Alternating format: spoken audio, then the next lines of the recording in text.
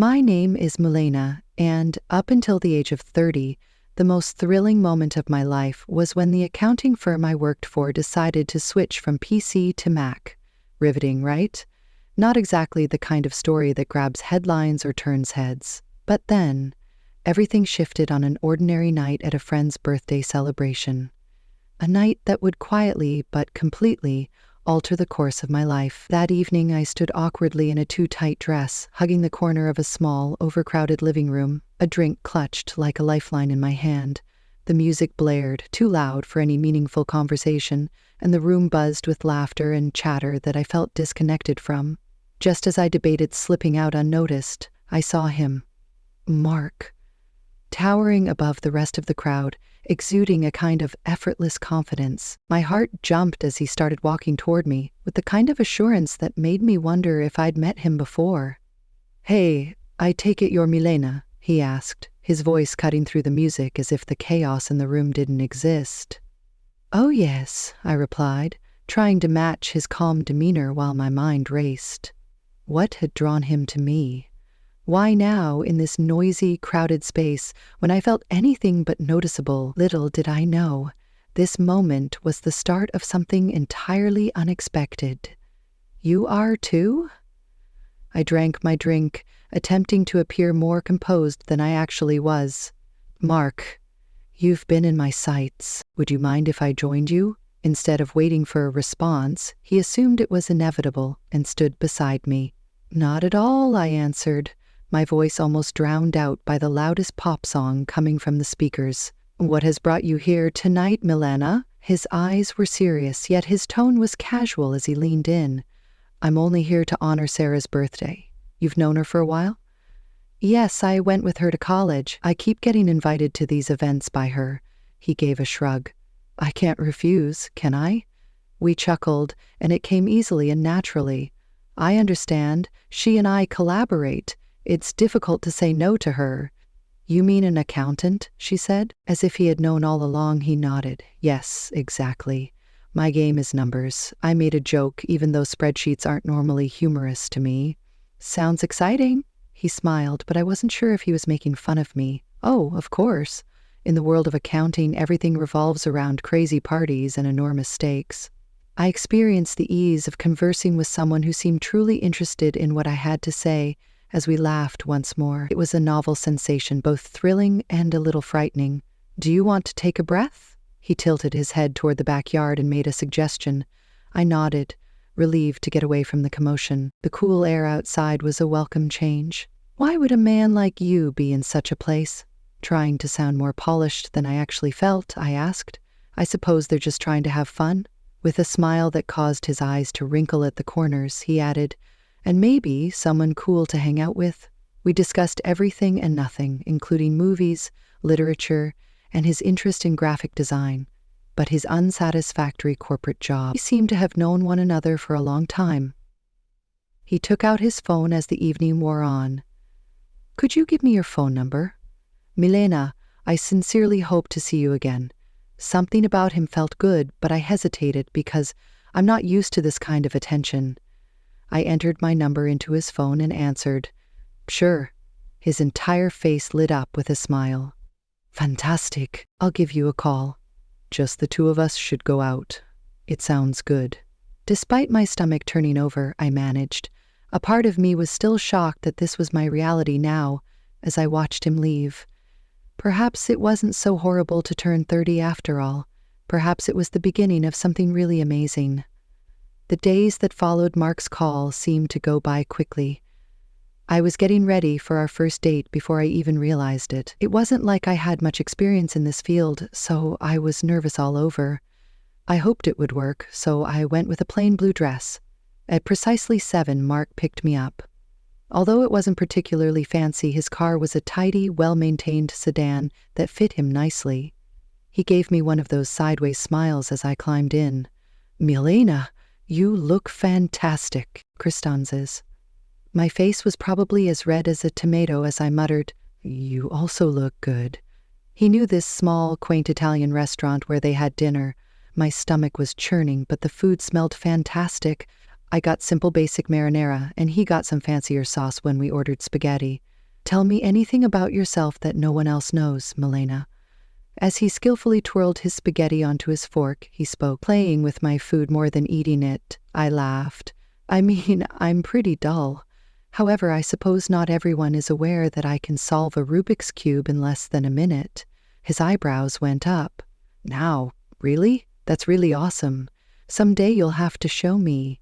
Yes, I said, beginning to loosen up a bit. How about you? Do you have any untapped talents? He smiled and boasted, I make a mean breakfast burrito, the best of all time. I'll believe what you say. I hinted that you might be able to prove it at some point. For the first time in a long time, I felt as though I was right where I should be, and the conversation flowed. The weeks that followed flew by. We were together all the time. I would meet Mark for lunch close to his workplace when he came over after work. He showed me his favorite places in town, which were hidden corners I had never seen before. It was similar to the first time you saw the city. When he asked me to meet his parents, Jack and Mary, things became very serious. Their modest yet comfortable home was brimming with mementos and pictures. As soon as we entered, Mary gave me a hug. We've heard a lot about you, my love. Squeezing my shoulders, she said, She's beautiful, Mark. I could see Mark was happy when he said, Thanks, Mom. As we sat down to eat, we couldn't stop talking. Mark informs us that you work as an accountant, Milena. Jack handed me the potatoes and added, That must be interesting. I said, It has its moments. I appreciate the sequence, but it's mostly just numbers. How is your family doing? With real interest, Mary inquired. Thank you, they're fine. Despite his constant hectic schedule as a businessman, my dad has been a huge support system for me. It seemed right, even if it was all happening quickly. Meeting Mark made me feel as though everything in my life had been building to this point, that someone finally saw me as more than just a typical Jane accountant. A few months into our brief romance, we happened to be strolling along the riverfront one evening. It was picturesque, almost postcard-like, with the city lights bouncing off the sea. I've been thinking, Milena. He began, paused, and turned to face me. Yes? With my heart beginning to rush, I asked. Waiting any longer bothers me. I am aware that this is quick, but will you wed me? My entire world altered in one instant.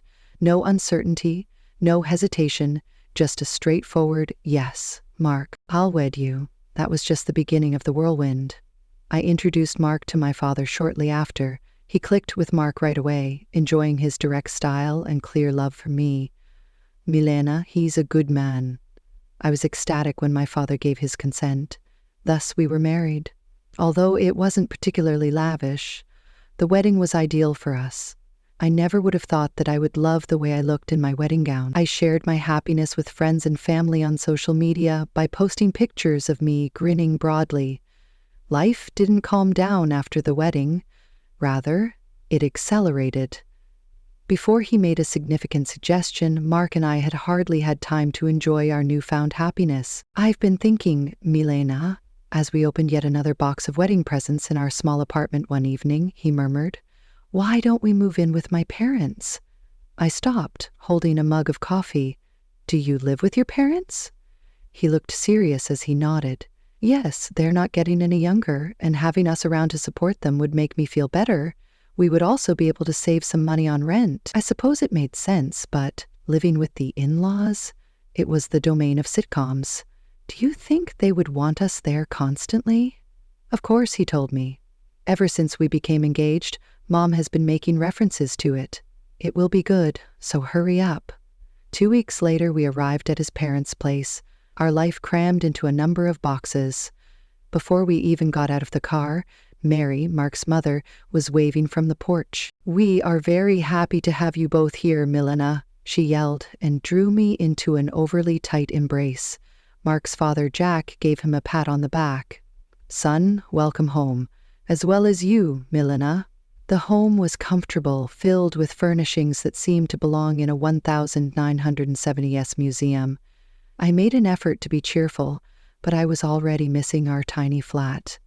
Mark picked up on my uncertainty. As we brought boxes inside, he said, You'll see, it's going to be great. It was an adjustment for the first few days. Mary was in our room all the time, stopping by to see if we needed anything. She would chirp, "Just making sure you're comfortable," as I tried not to wince at the invasion of privacy. Mark, Jack, Mary, and I all sat down to dinner one evening. Prior to Mark dropping another bomb, the conversation was excruciatingly ordinary. In between mouthfuls of meatloaf, he nonchalantly declared, "The house needs some major repairs." My mashed potatoes caused me to choke. "Fixes?" He acknowledged that the plumbing was antiquated and the roof was in disarray. Jack gave a serious nod. Mark went on without looking at me. "We were considering the possibility that we could all contribute to the expenses." Mary's sudden interest in her plate caught my attention. "We all?" "Well," Mark murmured, "I just received this pay cut at work. I'm now a little strapped." It was there. A knot started to grow in my stomach. I wanted to say much more, but I managed to say, "I'll see what I can do." Mary became alert, her eyes brimming with tears. "That would be really useful, Milena. You truly are an angel." The weeks that followed were filled with repairs and contractors. While Mary raved about how gorgeous the house looked, I scribbled checks and grinned through gritted teeth. Jack gave me a back pat. "Milena, you truly feel like a member of the family now. Yes, a member of the family, the portion that covers all costs." On one very taxing day, I passed out on our bed, after making yet another round of costly judgments. Mark entered and took a seat next to me. He sounded nearly earnest when he said, "Thanks for taking care of all this, Milena." I lied while looking at the ceiling. "It's fine. I simply had no idea how much it would be." He gave my hand a squeeze. "All of it will be worthwhile. Isn't this for our future? Our future." Uncertain of whose future we were now constructing, I repeated. I lay there listening to Mark's steady breathing, wondering if it was the appropriate move to go in, but now there was no turning back. I had to finish it at all costs because I was in this deep. The house looked fantastic after the improvements, like it was from a magazine. To be honest, even though I was struggling financially, I felt a little proud of myself. As I looked around, to celebrate, we all four agreed to have a little dinner party. At that point, things took a surprising turn. Mary abruptly became quiet as we were laughing and telling stories at dinner. Suddenly the room felt heavy. Her eyes were teary as she glanced at Jack and then at us. "We have something important to tell you both," she remarked in a tremulous voice. Mark and I looked at each other. "What's happening?" With a knot in my stomach, I asked. Jack inhaled deeply. "The house has a mortgage on it, heavily mortgaged. If we don't pay off our $200,000 debt within 2 months, the bank may take it away." My dish clattered against my fork. "What? All the repairs we just paid for, you mean?" Mary broke down in tears. "We believed we could handle it, and we were embarrassed. However, there is just no way after the repairs and everything. I thought I was having a bad dream. It was all for a house that wasn't even secure, despite the money and effort. And now what are you saying?" "I didn't want to sound that sharp," Mark began, averting his gaze from mine. "Perhaps, Milena, you might speak with your father." "Are you serious?" I yelled, raising my voice. "Ask for $200,000 from my dad." Simply said, the house would be safe with his assistance. Mark begged, "For us, for our future." Mary's sobbing became more intense, and I started to feel like the bad guy in this bizarre play. "Milena, please. We call it home. We've lived in this house for decades." Despite my anger, I was exhausted by the sobs and the entreaties. I'll give it some thought." Finally, feeling stuck, I murmured. I reluctantly explained the scenario to my dad over the phone the following day. I was shocked when he agreed to assist, but with a caveat. "Milena, I'll pay you the money, but only if you have a formal agreement and a receipt. I want it all recorded." Mark wasn't pleased when I told him this. "Why must it be so official? Can't he just have faith in us?" "Mark, it's $200,000. He's just being cautious, and it's a lot of money," I argued, sensing our growing distance from one another. "He'll acquire his documents," Mark mumbled, obviously irritated. The money was transferred, and the necessary paperwork was prepared. The atmosphere between Mark and myself had shifted, but Mary and Jack were relieved and were often praising me. It was colder than it had been previously. My life seemed to be getting any better, but then catastrophe came with a cruel suddenness. It's Aunt Judith, Milena. She spoke in a shaky, strained voice across the line. Your father suffered from a heart attack. It's not good. I felt sick to my stomach. What? How? Is he? Honey, he didn't make it. I'm so sorry. The phone almost fell out of my grasp. No, that isn't possible, Milena muttered. Mark was standing in the doorway as I hung up. What's the matter? His voice was quiet as he inquired. My father is no longer among us. I was able to say that before my heart broke, and I began to cry. It felt like a stranger hugging me when Mark came over and put his arm around me. I apologize, Milena. He mumbled something that seemed sincere, but I was too distraught to pay any attention. I returned home earlier than usual, exhausted after yet another long day of funeral preparation and agency discussions. As I entered my key into the front door, I heard conversations coming from the living room, which surprised me because I thought the place would be silent. It was Mark speaking to his parents, his voice brimming with annoyance and loathing. I am no longer able to do this. I'm going crazy living with her. It's just too much for her, Mark grumbled. His mother, who was always so kind and understanding, answered in a firm whisper. Mark, you need to wait a little while longer. Your father-in-law has those receipts, and we need to decide what to do with them. Now Milena has them. I'd best leave as soon as possible. I'll seize and trash those receipts. After that, I'll begin anew with that rich beauty I mentioned to you. Mark's tone was calculating and icy. A shiver went down my back. The individuals I lived with were slogging behind my back as I grieved over my father. I believed I had married into a nice family, but they weren't. Rather, they viewed me as merely a tool to help them solve their financial problems. Shock and rage blended together, but I knew I had to remain composed. I loudly slammed the door, as though I had just entered and interrupted their plot. Milena, oh, you return early. How did the funeral arrangements turn out? Mary's eyes widened with pretended innocence, and her voice changed abruptly to one of concern. My gut churned as I faked a grin. Everything is coming together. I appreciate you asking. Their features were a mask of phony concern, and I could see the brief glances they exchanged as I spoke. Knowing their true colors made my skin crawl, but I knew it wouldn't help to reveal my cards now. I had to be intelligent. I needed to defend my property and perhaps even receive some retribution for their dishonesty. The atmosphere at the funeral was solemn, filled with sympathies and sorrow. However, the real nature of the family I married into became apparent after the ceremony was over and we went back to Mark's parents' home. Mark's attitude changed while we sat in the living room drinking lukewarm coffee.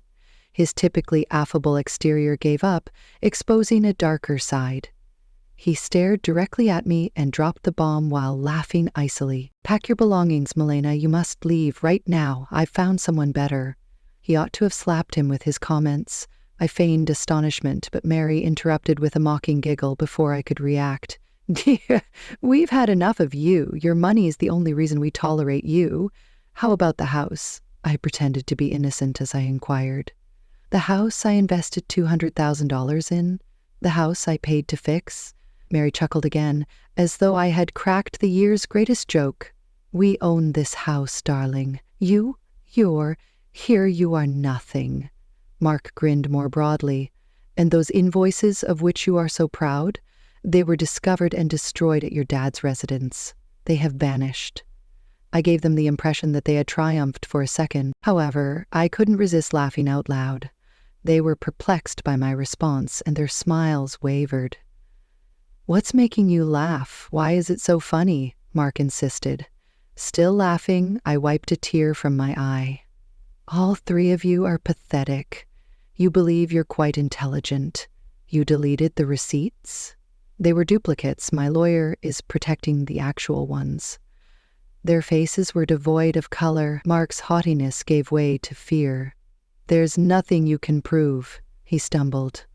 I will, and I can. With a firm and steady voice, I shot back. I want all of my money returned, now, or I'll contact the cops next. Mark and Jack exchanged glances, terror taking the place of their former assurance. Jack, who was usually so outspoken and confident, started to beg.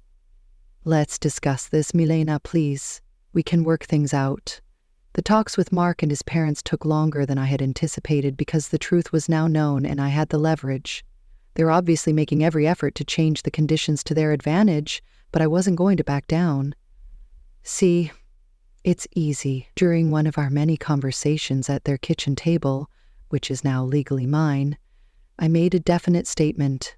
In exchange for the IOUs, the house is transferred into my name. That's the matter. No more games. At last they gave in. We all decided that formalizing and legalizing everything was the best course of action. I demanded that a lawyer document everything, and that the appropriate paperwork be used to verify it. I made it clear that I wanted no shortcuts. Documents were being signed and notarized in a tense environment at the lawyer's office. I made sure there was no space for more dishonesty by keeping a tight eye on each signature as it was applied. After everything was done, I gathered the transfer paperwork and turned to Mark's mother, who appeared disheartened but nevertheless retained a trace of her old arrogance. I held up the papers and said, "I'll be keeping these in a safe place," before putting them in a folder, just to make sure nobody gets enticed to do anything naughty. The divorce process was simple after the legalities were resolved. Mark was silent, none of the haughtiness he had displayed previously. I was relieved when the last documents were signed, marking the end of a chapter in my life. I watched from the porch of my now fully owned home on the day they moved out. The atmosphere was solemn, as Mark, his mother, and father slowly moved while carrying their possessions to a rental van. I was overcome with a mixture of joy and sadness. Although I didn't want my marriage to end this way, it was the best course of action given the situation. After everything calmed down and I started to relish my newfound tranquility, friends informed me of Mark's situation. His mistress left him shortly after our divorce, so apparently things were a glaring decline from their cozy home. They were suddenly packed into a small flat. Karma had apparently caught up with them sooner than I had anticipated. They started contacting me in spite of their circumstances, sending me a ton of texts and calls in an apparent attempt to re-enter my life, or at the very least my home. However, I had had enough of their dishonesty. Without hesitation, I blacklisted them on all social media platforms and blocked their phone numbers. Cutting the last strands that bound us together felt freeing. I was reading a book quietly in my living room one afternoon when someone knocked on my door. I looked through the peephole and saw Mark standing there with a bunch of flowers in his hand, looking pitiful. The foolishness of that made me laugh. I opened the door and the sight of him made me laugh aloud. Mark, really? Flowers? The bouquet seemed to wilt with his mood as he moved uneasily. I've come to a lot of realizations, Milena. I was horribly mistaken. Do you recall that you were repulsed by me? I leaned against the door frame and interrupted, not trying to hide my laughter at his distress. Mark, what changed? Have no other options? The shame was evident on his face as he looked down. I erred. I'm here to put things right, though. I almost felt sorry for him as I shook my head. Nearly. Mark, you're not here to put things right. All you want is to slip back into the comfort of your old life. But here's the hard truth. That life is gone. Not just changed. Gone. And it's never coming back. Not for you. My words seemed to land like punches, each one striking its mark. His face crumpled, and he took a hesitant step back, his composure unraveling before my eyes. Please, Mileno, keep it, he murmured, his voice barely audible. But I wasn't about to let him claw his way back in. I want you to go, I interrupted sharply, my tone leaving no room for argument. Don't come back here. We're done. Forever. For a moment, Mark just stood there, rooted to the spot, as if hoping I might change my mind. But the light in his eyes was already fading, his shoulders sagging under the weight of my finality. Without another word, he turned and walked away, his retreat echoing with the quiet realization that this was the end. As the door clicked shut behind him, I allowed myself a small, satisfied smile and returned to my book. The stillness of the house wrapped around me like a warm, familiar embrace, a stark contrast to the chaos that had once held me captive. No grand gesture or carefully chosen words could change the fact that, for the first time, I was truly content. I was living life on my own terms, unburdened and unapologetically free. Curious about what's next in Melina's journey? Don't miss out. Subscribe to the Sora Book channel now to explore more captivating stories in our upcoming videos.